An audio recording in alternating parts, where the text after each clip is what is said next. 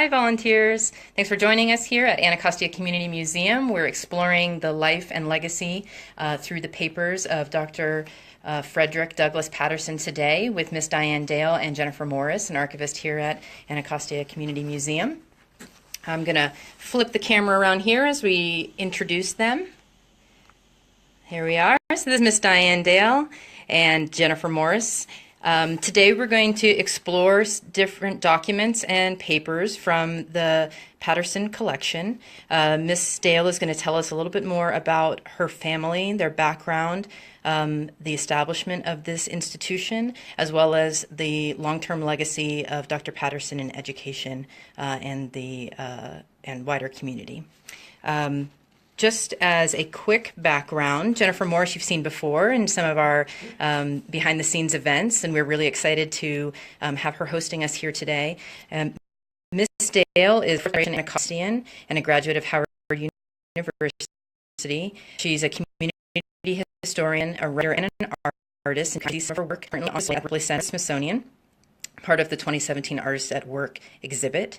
She also presents illustrated lectures on varied topics such as the history of Berry Farm Freedmen's Village and the Freedmen's Bureau and the rise of HBCUs. So some of our volunteers will be very familiar with some of those documentation that we have here at the Smithsonian. And Ms. Dale is also an author, having published A Sister's View of the Million Man March and An Illustrated History of the Village That Shaped Us, a look at Washington, D.C.'s Anacostia community. So a quick note about if questions today, as we are talking about various papers, we'd like you to put your comments in the comments box on Facebook, and we will answer them as we wrap up, and we hope to hear from you and hear more as we continue now. So I'll hand over to you. Good afternoon. I'm very happy to be here to do this. This is, I guess, the story of Frederick Douglass Patterson is one of what I might like to call an unsung hero. There are a lot of them whose stories are unique and captivating, but are very seldom told. And so this gives me the opportunity to kind of let you know exactly who he was. You'll be surprised that he was behind a lot of the activity that is otherwise we talk about, but his name is never mentioned. When you think of the Negro College Fund, you think of Lou Rawls and the telethon every year, which of course Lou Rawls is not there anymore. But when you think of the Tuskegee Airmen, you think of B.O. Davis and Chappie James and folks who were at Tuskegee during that time. But Uncle Fred, he was my grandmother's brother, is responsible for both those programs. He founded the College Fund in 1944. He brought the Tuskegee Airmen program to Tuskegee in 41. So I guess I'm kind of jumping ahead, but I kind of want to preface what we're going to talk about with that information. He was actually born around the corner down the street from this very museum in 1901. He and his 5 siblings were orphaned by the time he was 2 years old. Both the parents had died of tuberculosis. And so this community was such a place that his father, who had a law degree from Howard, wrote in his will who he wanted his children to be placed with. Solomon Brown, it was 54 was with the Smithsonian, worked for the Smithsonian Yes. for 54 years, and his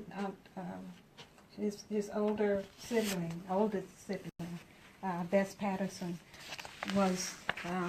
lived with Solomon Brown and his wife until she finished school and went to take a position teaching music. And some of our volunteers may recognize Solomon Brown's name because we have transcribed some of his poetry and some documentation about his retirement, both from Anacostia Community Museum and from Smithsonian Institution Archives. Yes, he was on the school board. He was on the city council. He was very prominent and active in community affairs here. This community was established in 1867. It was the Freedmen's Bureau. It was established through the Freedmen's Bureau. It was the Freemans Village, established through the Freedmen's Bureau in 1867. There was a farm that was purchased with Freedmen's Bureau funds, and for, I think, $52,000, 375 acres for $52,000. And those 375 acres were resold to freedmen and ex-slaves. The land was only supposed to be sold to blacks, and it was resold 1 and 2 acre lots for $100 or so an acre. And that money from the sale of the land went to establish Howard University also in 1867. So the potential home landowners were hired to clear the land. This was sloping. It was sloped down to the river. It was forested, and also used to grow crops like corn and tobacco. And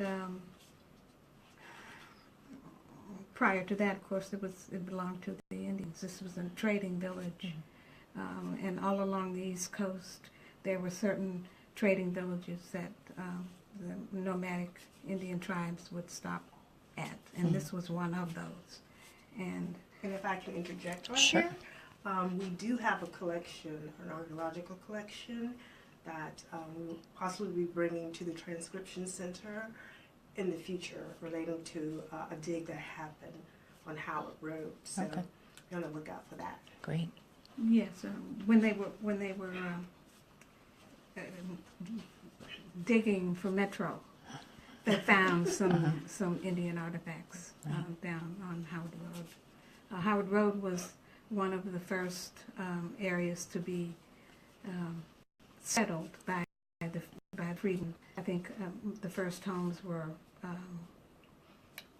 built along Howard Road, and I think Hunter Place was named for one of the first purchasers, who was a minister who started Macedonia Baptist Church, I believe. There are about 8 or 9 churches that, and forgive me for jumping around, but No, this is what we want to know. We want to know all these connections. when the community was established, the Freedmen's Bureau worked with missionary associations.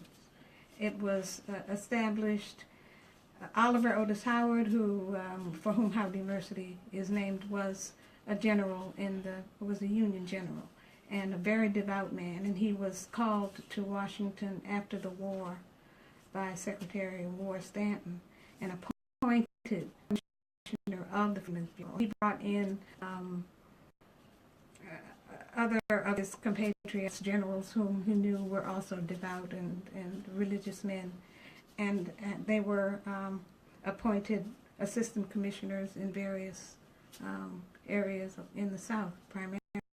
In order to get back into the Union, states had to promise that they would educate blacks. And so many of the HBCUs came about as a result of that, and came about through the Freedmen's Bureau. So Howard is one of those. And currently, our volunteers are transcribing Freedmen's Bureau records from North Carolina. In the future, we'll have some from other bureaus as well, which will hopefully present more opportunities for volunteers to learn about the specific history here in this area. And if there are other places that you would recommend that they could find more information, they would love to hear about that as well. Okay. I have some. Howard's brother was also he might have been a general in the war. I'm not sure. He was associated with the war, but he also appointed his brother assistant commissioner for this area. So I do have some documents from the archives that he turned in, and reports that were turned in to him from schools in the area D.C. and in Maryland. Mm-hmm. This is Frederick Douglass Patterson. He was about 2 years old at the time that this picture was taken. This is my grandmother, his older sister, and this is Bess Patterson. Lucille is her name, and Bess Patterson was his oldest sister, and she assumed responsibility for his care. This is their mother, Mamie Brooks Patterson. She taught music. She and her husband were graduates of Prairie View and moved to Washington for better educational opportunities for their children. And is that one of the connections of why his older sister moved back to Texas? Yes, yes, there were a lot of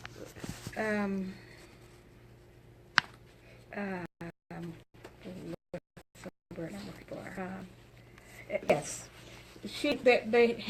they were from Texas, and they had family in Texas, and she was friendly with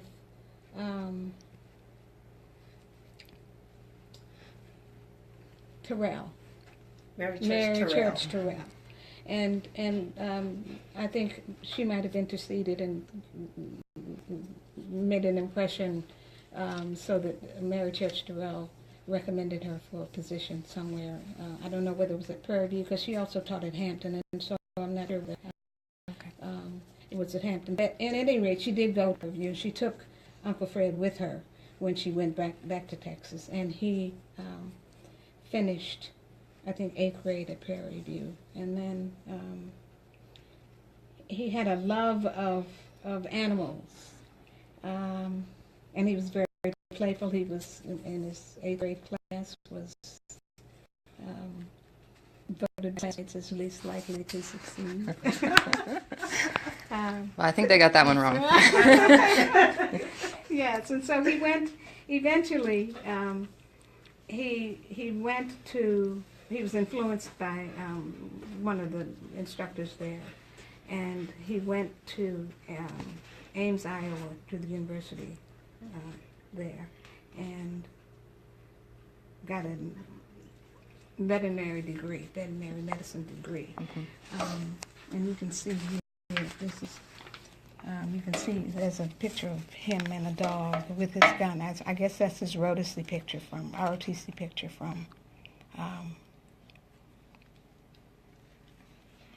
That's a love for animals. Yes, and so he was such a good student, believe it or not, that he was asked to come to Tuskegee to start a veterinary medicine program there. So he was responsible for the only black veterinary medicine program in the country, having been started at Tuskegee. He then courted and eventually married the then president of Tuskegee, Robert R. Moton. This is Aunt Kitty. Aunt Catherine Moton was his wife, and she was an accomplished harpist. And they were married in 1935, the same year that he became president of Tuskegee. These are photos of the veterinary medicine school. These I think are in 45 in the 40s. I don't know what year this is, but these are pictures of the veterinary medicine school in the 40s.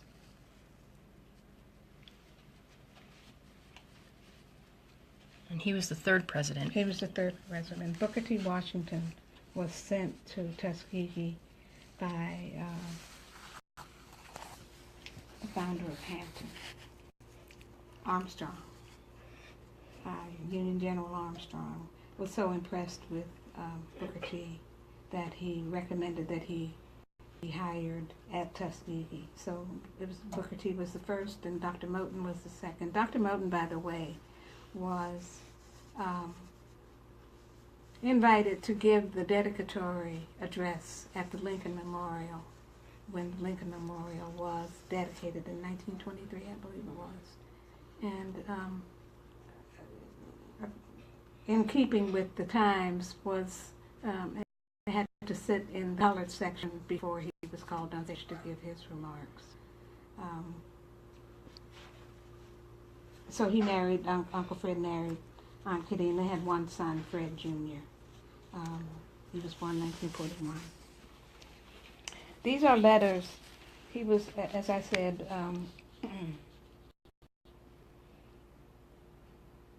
became president at Tuskegee in 1935, and these are letters from Mary McLeod Bethune, from the founder of Bethune-Cookman College, and Nanny Helen Burroughs, whom we know here in the city, of prominent black women educators. And we've been transcribing some of that correspondence. I think we've completed the set of correspondence from 1935, and we're just in the process of reviewing, as part of our peer review transcription, the correspondence from 1953. He was leaving. Yes. My father was also on here in Anacostia. He and Uncle Fred were fairly close in age, and so they were more brothers than a kind of avuncular relationship. Then he and my mother met at Tuskegee. My mother was from Montgomery, Alabama, and they met and married at Tuskegee. So this is a photo of them from when they were at Tuskegee. My grandmother, in 1944, my grandfather called my father, we were living in Greensboro, North Carolina at the time. My father was Bennett College business manager. My grandfather called him and said, the Jews who own the grocery store next door are moving, and so we need a black grocery store. So you need to come home. I've mortgaged the house. You need to come home and run it. So he did. He packed his family up and came. So this is my grandparents' house, which was directly adjacent to the grocery store. And you can see there's Uncle Fred on the piano. This is my mother and father. This is a picture also of just to show you the kind of Tuskegee connections. The chapel burned down, and this was a drawing of the windows. I don't know whether they were the new windows or the old windows in the chapel, but I always remember them being in the living room on the wall there. This Uncle Fred was, of course, there when Dr. Carver was there, and they eventually had a commemorative stamp that was printed for Dr. Carver, and this is, I think it was in the 40s. I want to say the 40s. This was. I thought I had an envelope that had the actual cancel stamps on it. Before I get to this, let's talk about the Tuskegee Airmen program. This is a photo of Dr. Patterson and Mrs. Roosevelt, among other dignitaries. Uncle Fred invited Mrs. Roosevelt to Tuskegee. She was a member of the Rosenwald Foundation, and Uncle Fred liked to fly. These are photos of his from Prairie View. He learned how to fly. He sometimes, when he was president of Tuskegee, flew from place to place, meetings and other conferences and things that he attended. He flew until one day he had a little mishap and almost crashed. He said, no more. But he started a commercial aviation program at Tuskegee, and from that grew the Tuskegee Airmen program. He invited Mrs.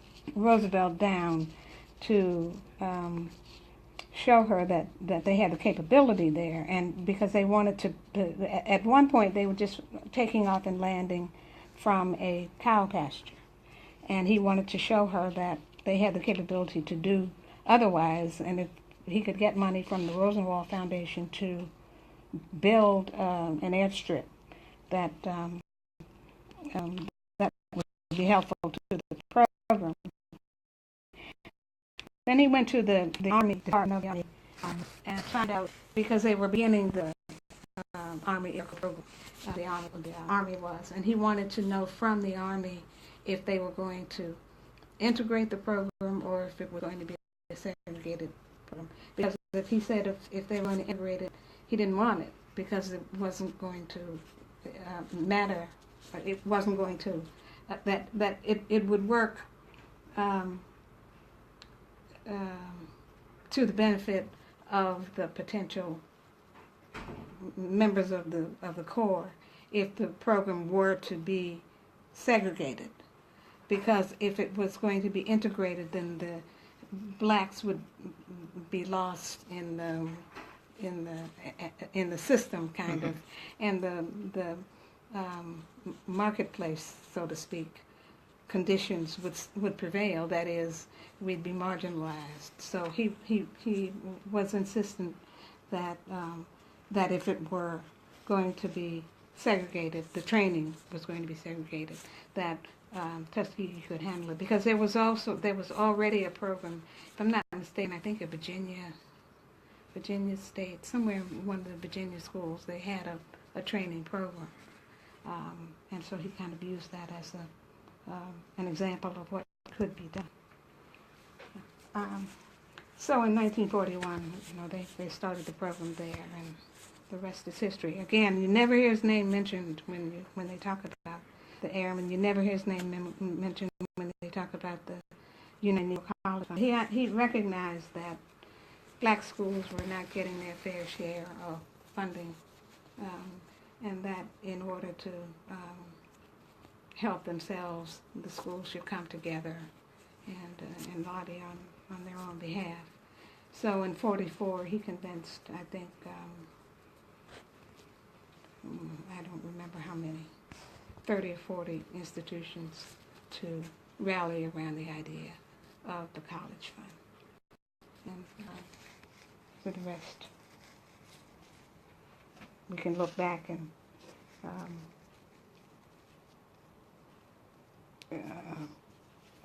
appreciate, I guess, his kind of forward thinking on that matter. This is the cover stamp. Oh, here's that. These are pictures of commemorative stamps that came to my father from Booker T.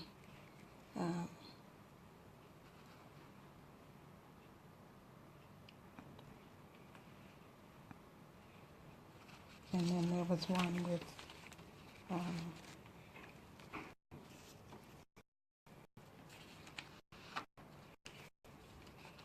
Copper. Now, in 1987, Uncle Fred received the Congressional Medal the Presidential Medal of Freedom from President Reagan at the White House. These are pictures of a reception that was held for him at the Rayburn Building in that same year. I think it was Steny Hoyer was a particular admirer of his, and they held a reception for him at the Rayburn Building that year. That same year, we had a family reunion. Dr. Moton was from Virginia, and he had this beautiful home in Cappahosa, Virginia, on the York River. Uncle Fred had it declared national landmark in '84, and we had a subsequent reunion there. These are pictures of the family at Moton. You can see a lovely place. And then when he went to Tuskegee in '35, he bought a house for Aunt Bess, lived right down the street. Right down the street. And she taught music from home until she died, really. She was a choir director at Shiloh Baptist Church up on 9th and P. She was known throughout the city for the rendition of Messiah at Christmas time by the senior choir there. People would come dressed in furs and all to every year for this performance. She was also very familiar with Madame Avante, Lillian Avante, who was an opera singer who had to leave the country in order to get the recognition for her talents. And she and Aunt Bess were good friends, and Aunt Bess would also hold recitals, present her in recitals there. She taught children from the community, and she had those children in recital also, all at Shiloh before the fire. They had this massive pipe organ. It was majestic. It was really a lovely sound you want to go and hear. So she taught music from this house down the street, and when Aunt Bess died, my father moved us into that house, and so this is a picture of Alfred wearing the medal the same year that the same month that he received the medal. They're standing in front of the house. This is my mother and his son here. These are cousins. That's my daughter. These are cousins who lived. My cousin went with him to the White House when he received the medal. He took her with him. This was the daughter of his oldest brother and her husband. They lived in Virginia. So that's kind of the community connection that shows how, I guess, the love in my family for this community. We have,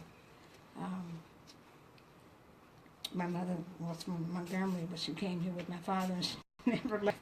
She and didn't want to leave. So it was a kind of community that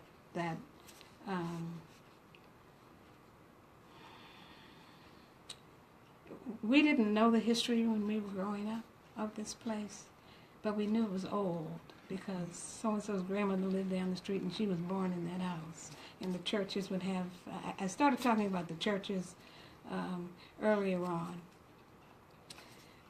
The oldest church is Allen AME, which is over on Alabama, right around the corner, over on Alabama Avenue. President Obama and his family, these are Sunday services there, especially that he was in office.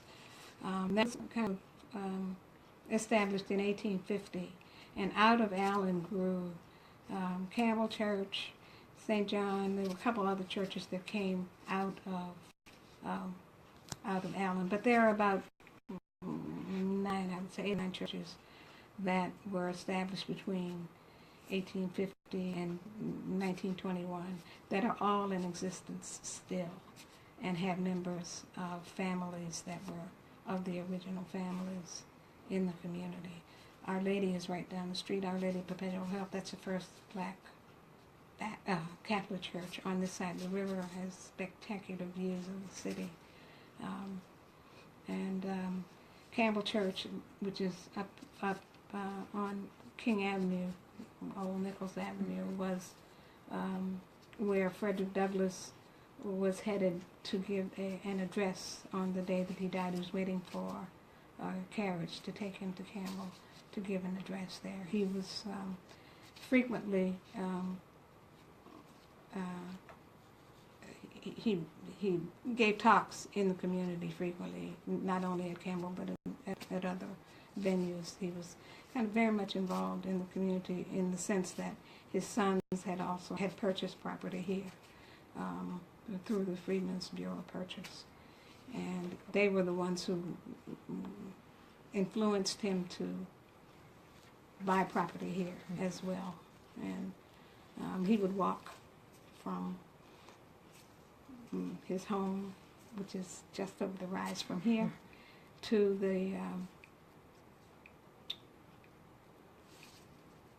Recorder of Deeds office in the district building where he worked.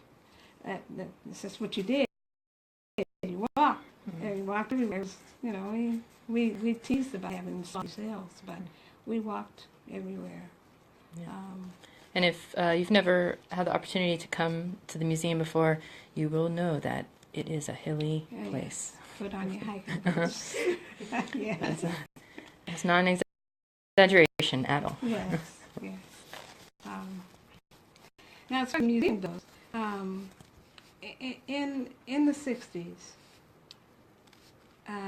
then Secretary S. Dillon Ripley noticed that there weren't as many, perhaps, black people on the mall as he would like to see.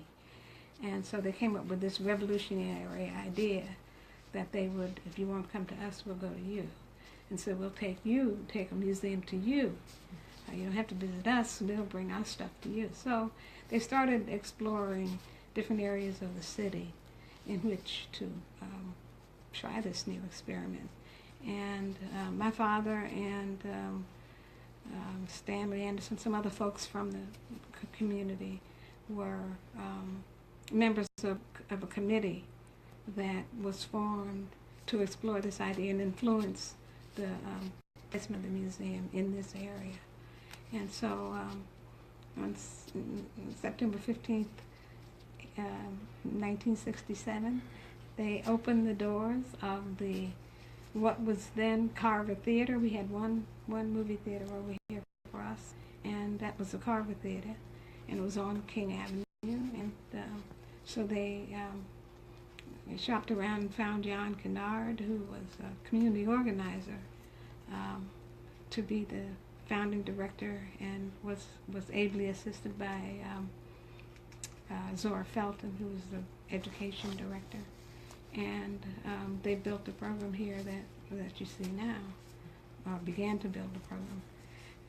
The first exhibit was on rats. That was unheard of. That was scandalous. And they had this of course, exhibit called The Anacostia Story. It was written by Louise Hutchinson, and she did the seminal research for not only the community and its origins, but for many of the exhibits that were to follow. And so eventually it outgrew that space. There was never any problem. Muhammad Ali was one of the dignitaries at the opening of the museum. And they outgrew that space and moved here. This building was initially built for the fabrication and construction of future exhibits, and then was designed to accommodate the current structure and its offices. Mm-hmm. Well, thank you so much. Would you tell us a little bit more about your experiences of volunteering in person to help process these materials? You know, I had all this stuff because my family never threw anything away. I had these bits and pieces of family history, and again, we didn't know this stuff growing up. It was just, you know, photos in an album or a package of papers or something. But then I think my family and folks back then recognized the value of being able to document things and showing what really happened or that it happened. And so we had all this material. Aunt Bess was going to, I think she was planning on writing something up about Uncle Fred before she died. And so she had amassed this bit of material. My parents from Tuskegee had a lot of, I mean, it was a big deal. You had a family member who was president of the university, so it was a big deal to have this kind of material in your possession. When I say deal, I don't mean that in a puffed up kind of way, but just the fact that you have a historical record. And so I had all this stuff, and then I wrote a book. Finally, I just said that this community is gone. All our communities, all black communities that showed who we were as a people and how we overcame the struggle and built our own places, have disappeared in this country. And this is a prime example of one of those communities, and it is representative of like communities across the country. And if we don't document it, those of us who lived under segregated circumstances are the last to know this history. And if we don't document it, it's gone forever. And our kids don't know it because we didn't teach it to them, because we were moving on. And so this is the Anacostia Community Museum. So who better to keep this material and be the resident expert on the community than the Anacostia Museum? So as I was writing this book, working on this book, which took 9 years to do, whenever I'd run into friends and from here, I'm writing a book on Anacostia. You got any pictures? And so folks began to give me stuff. And so I had all this stuff in notebooks, and I said, you can't keep this. You have to, because, if something happens to you, people are going to throw this stuff away. They don't know the import of it, and they're just going to say, oh, what is this, old pictures? Okay, see you. And so I approached Jennifer and said, I have all this stuff. Do you want it?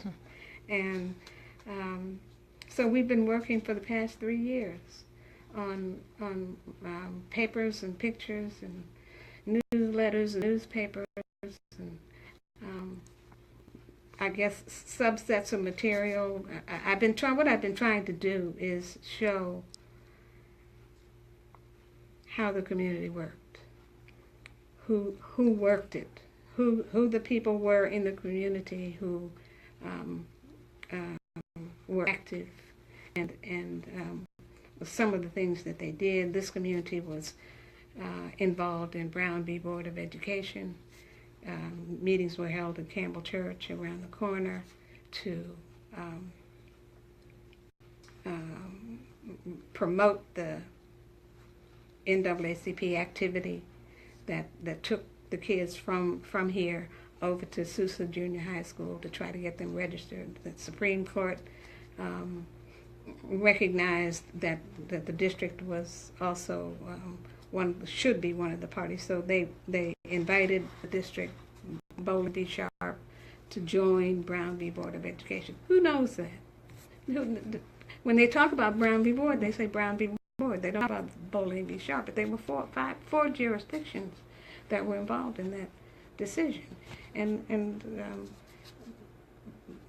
Spotswood Bowling lived up the street here in Garfield. He was sent to an elementary school for junior high school. His mother said, I'm not going to do that. He needs a proper school. I'm not doing it. So the minister at Campbell Church would hold meetings there. He took the kids to Sousa.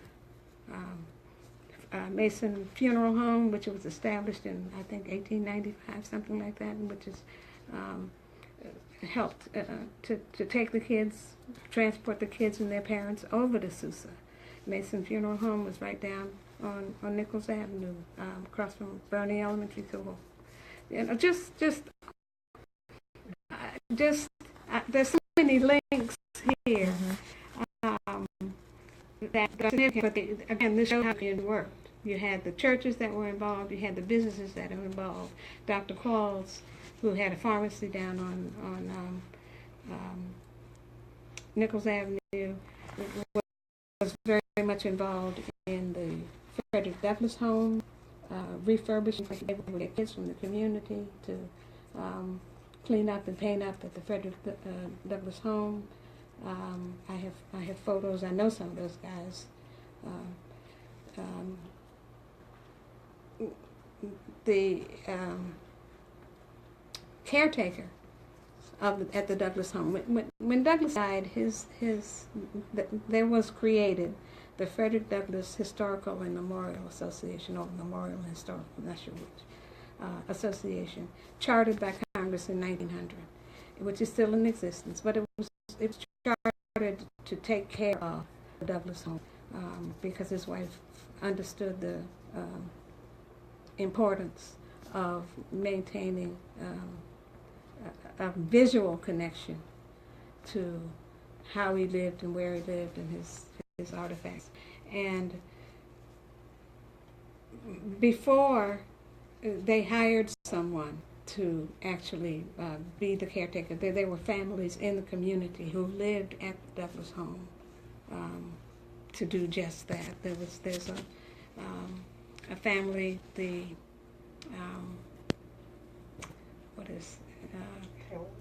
the Taylors, yes, the Taylors. One of the family members lives right around the corner on Angel Place, and then there was the Dixon family. They were in-laws, I think,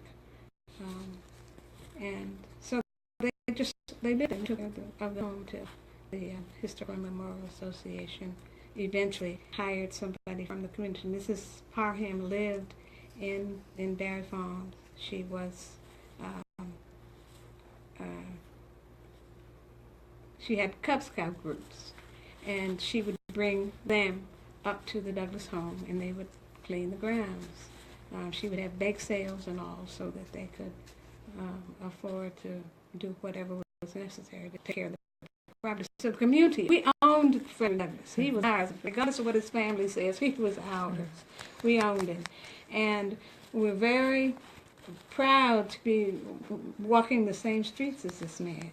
And so, when people don't know who he is now, they kind of just, you kind of twitch. Yes. What do you mean, who is Frederick Douglass? So the community was very much a village. It took care of the children. The children were expected to excel. Education was important. Giving back to the community was encouraged, and you were everybody's child. You couldn't get away with anything because your mother knew it before you got home, and they didn't have telephones. And so it was that kind of place. And when you get together with a group of us who were born or lived here then, they'll all tell you. They call names. Miss Matthews from Berry Farm Center, who had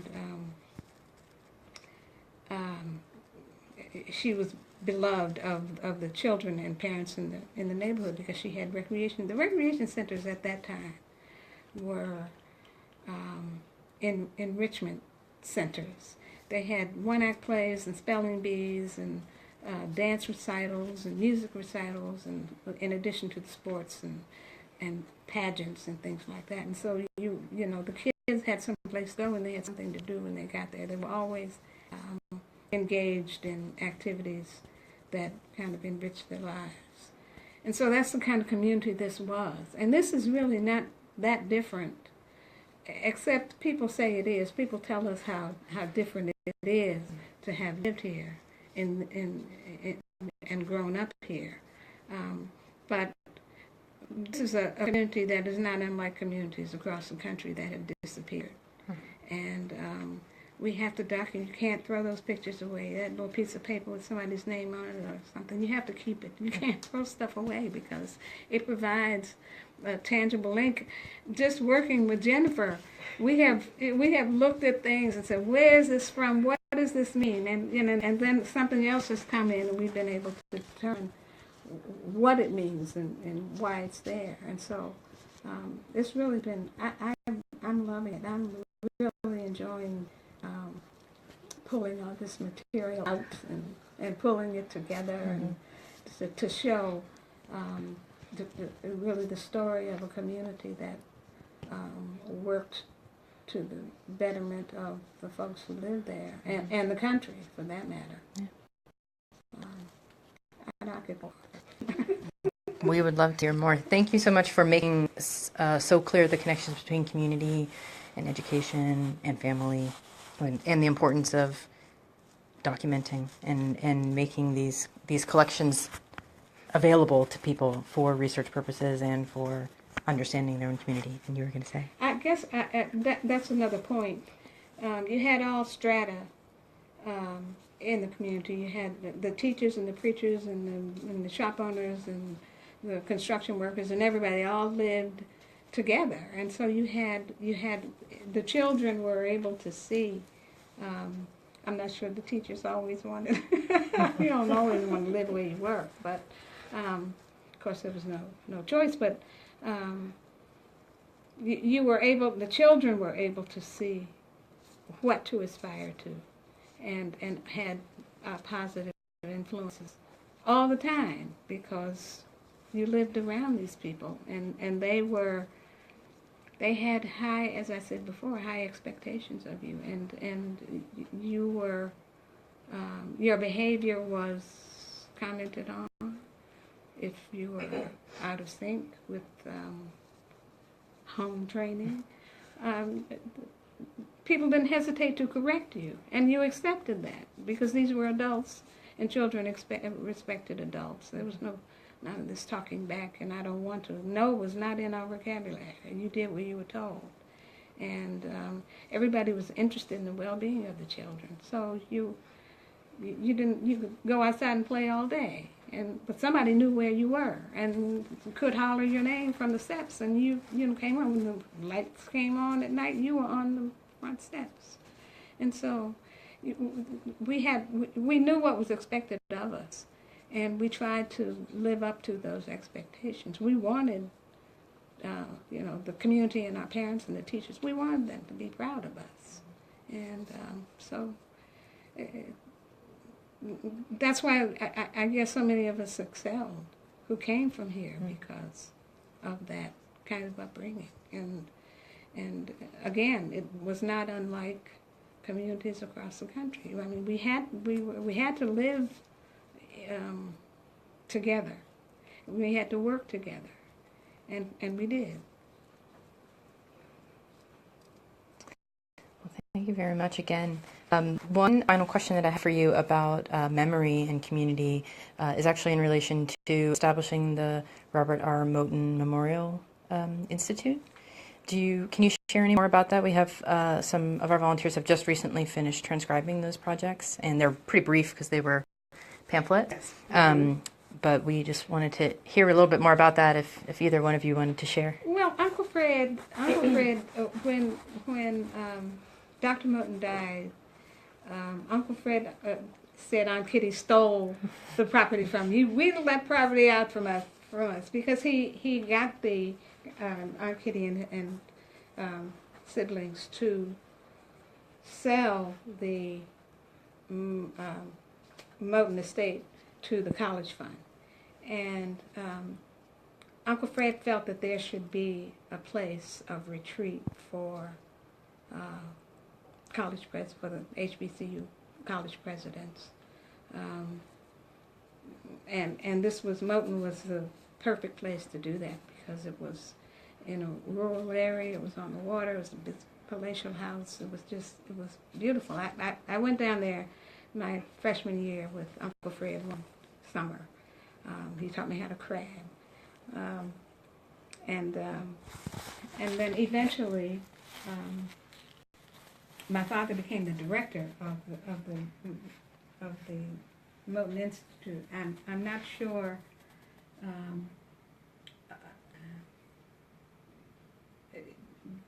what I would suspect that they had, by that time I had grown up and grown on, so I wasn't really interested in what my father was doing. And so I don't know what his function, what the Moton Institute function was, other than it was still devoted to education in some fashion and the training of educators, or at least the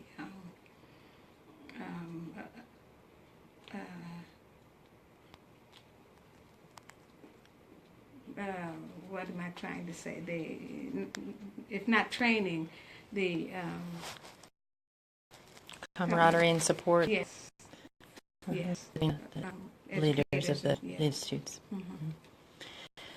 Well, Ms. Dale, thank you so much for showing. As I said, our volunteers have been working specifically looking at projects related to the United Negro College Fund and HBCUs, but it was very helpful to hear more about the impact and role of education at the primary school level and secondary school level here in Anacostia, and for you to really explain the power and importance of community and the ways that people are watching. I've often heard, you may not be paying attention, but somebody's watching what you're doing, and being able to reflect that back and reintegrate those ideas and retaining strong community ties, and also, as you've mentioned multiple times all along, the importance of documenting these experiences and bringing those stories together. Excuse me, through some of the physical collections. So thank you again for sharing time with us. Jennifer, did you want to add anything into this part of the conversation? As an archivist, it has been truly a pleasure to work with a donor that has so much information about the collections. Usually when we process, we don't have as much detailed information, but she's a wealth of knowledge, and that really helps us inform our researchers when we work with the collection. We've been working since 2013. We're almost there, and I can't wait to make the finding aid accessible and available to researchers. It's been a pleasure. Wonderful. Well, thank you so much. I think we're going to check in and just see if we have any questions that have come in. So I'm just going to slide over here really quickly, take a look. And I think right now I don't see any specific questions that have come in, so we will return back to Heidi Moses, who's watching. Heidi's one of our volunteers, says, thank you very much for sharing. I think we're actually going to take advantage of being here and actually have another bit of a look into some behind-the-scenes collections, archival collections. Sure. Okay, so we're going to, so don't stop watching. We're not done yet. We're going to transition down the hallway, and I'm going to keep the camera on, and hopefully we will maintain our connection as we're walking this way. So, Jennifer. Okay. Thank you again, Ms. Dale. Thank you.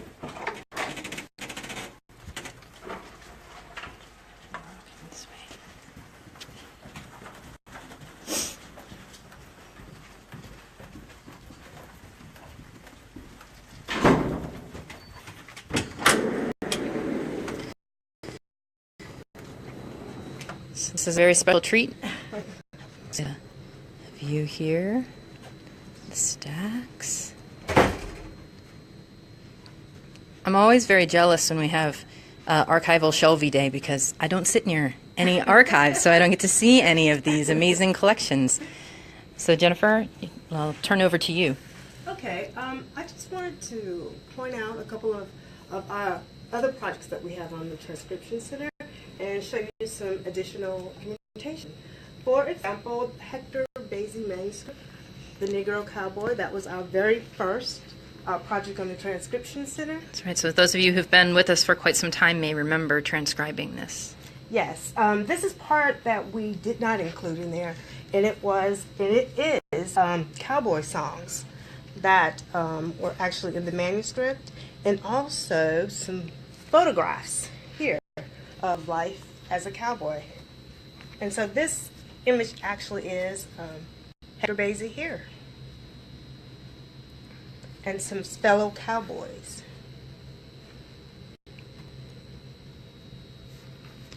Also cooking.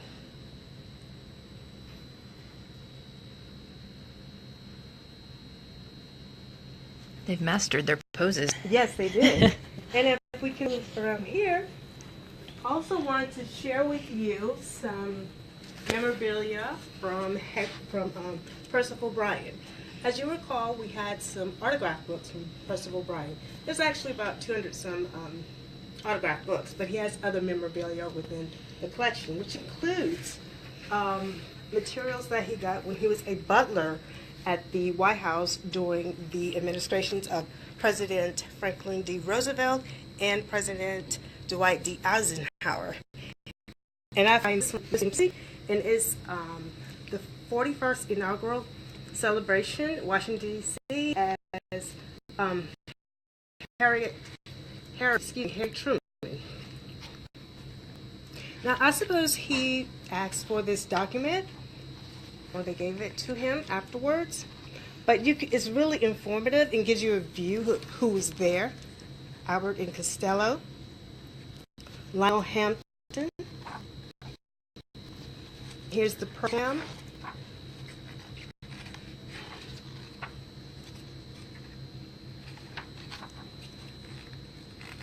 And I love showing this sometimes when we do a behind-the-scenes tour to give people an idea of the memorabilia and what information you can actually find within these types of documents. Now, if we step over here, and you might have seen this particular photograph on the Smithsonian Collection Search Center, but speaking of education, here is an image here. If you get in close again, here is actually R.R. Moton, Robert Moton, here. And if you recognize this gentleman here, this is Mr. Evans, and he's the father of Madam Lily Avante, and also the principal of Armstrong Manual Training School, which we had as a transcription project. And we believe that this definitely has something to do with Armstrong Manual School here. And just so those of you who don't know, this is a portrait right here of Madam Lily Avante in her debut as Lackney. And I believe it was in the 1940s that she actually performed at the White House, invited to perform at the White House under the Roosevelt administration, Franklin D. Roosevelt. And we believe that this is where this particular artifact here came from. This is a framed photograph of FDR. But what is unique about it, if you look at it right here and read it, it says, and I don't have my glasses, it says this wood was part of the White House roof, erected about 1817 and removed in 1927. So this is one of our treasures here, and you see the presidential seal right here. And this was given to Madam Lily Avante. Now we're going to move over here for Frederick Douglass Patterson, namesake Frederick Douglass. So here are just a couple of things that I pulled out relating to Frederick Douglass and his when he lived here in Anacostia, D.C. This actually is a photograph of him, 1876, on a boat in Key West, Florida. And I love this image because we really get to see images of him standing. They're usually headshot portraits. So I love this photograph. I want to show this to you. And the last object here is the unveiling of the Freemans Village in Washington, D.C. 1876 program here. Wonderful. Thank you so much, Jennifer. Much for coming. Thanks, everyone, for joining us. We have our TC Black History Month campaign continues, a collaborative campaign with Anacostia Community Museum and the National Museum of African American History and Culture. We have a number of projects still to come throughout the month. We're only in the middle of the month, so many more projects to transcribe. We also have worked through and completed 10 projects so far, about 515 pages have been fully transcribed, which means now these projects are searchable and discoverable by researchers. We just want to remind you to share with us your discoveries as you're looking through and any connections that you're finding between projects. We'd love to hear more. And we once again thank you for joining us. Thank you very much, Jennifer, for being with us today. And thank you again, Ms. Dale. If we have questions that come in, we'll make sure that we pass them to Jennifer and Ms. Dale. Any specific questions about these projects? And once again, one little shot here of the archives at Anacostia Community Museum. You can come to visit Anacostia Community Museum 7 days a week from 10 to 5 and until 5 p.m. And you'll see currently there are 3 exhibitions here that you can come to explore. You can also make appointments with the archives for research. So thank you again for being with us, and we'll see you soon. Thanks.